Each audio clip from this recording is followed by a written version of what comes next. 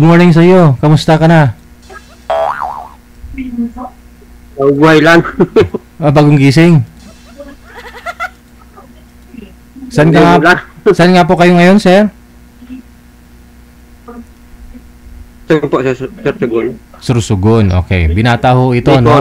Opo.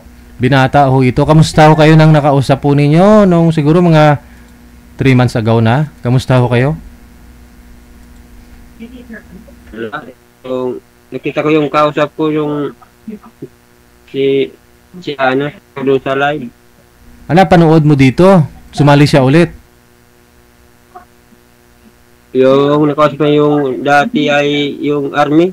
Yung Nakausap po niya. Yung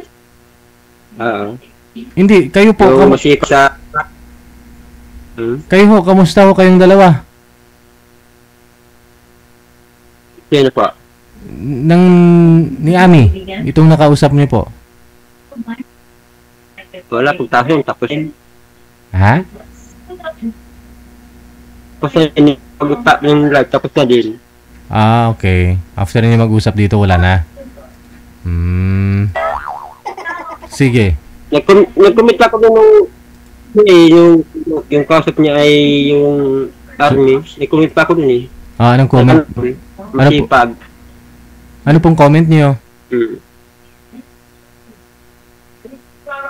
Ayaw niya yung binata, basta yung army malakas pumotok. Yung Ah, okay. Ayaw niya sa'yo kasi binata ka. Samantala ho yung army na yon,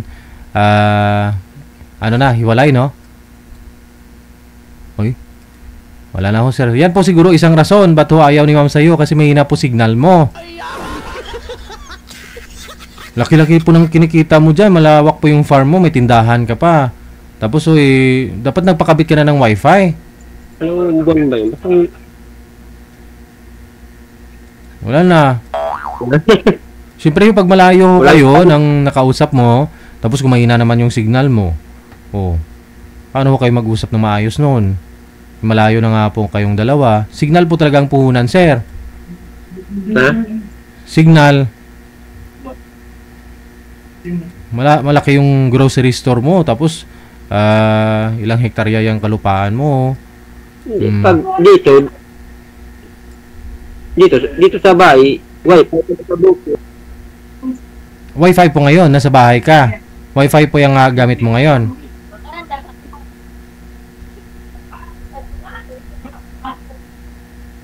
Mahina ho.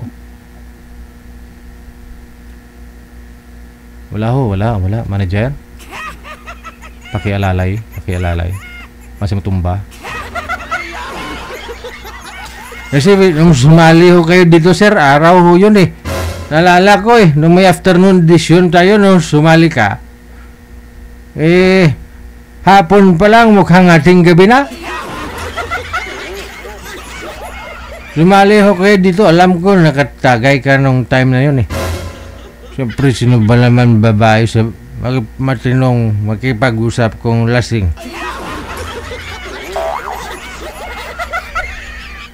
May tindahan no kasi siya. Ngayon sa tindahan po niya, may mga bumibili ng alak. Bagay manager, no? Tapos, ako maputol yung live ko. May bumibili daw po sa tindahan niya na mga umiinom. Doon din daw umiinom sa labas ng tindahan. Ngayon nakikisama siya. Umiinom din, ganun. Bagay yung sa'yo siguro, sir, bigyan kita ng dalaga, no? Total binata ka pa naman. Alam nyo, lahat daw ng pinaghihirapan niya, walang magandang napupuntahan. Kasi nga po, wala ko siyang asawa. Wala pong anak. Ihatag kita sa dalaga, no? Dericel, pasok ka nga, day. Istoryahaman, be.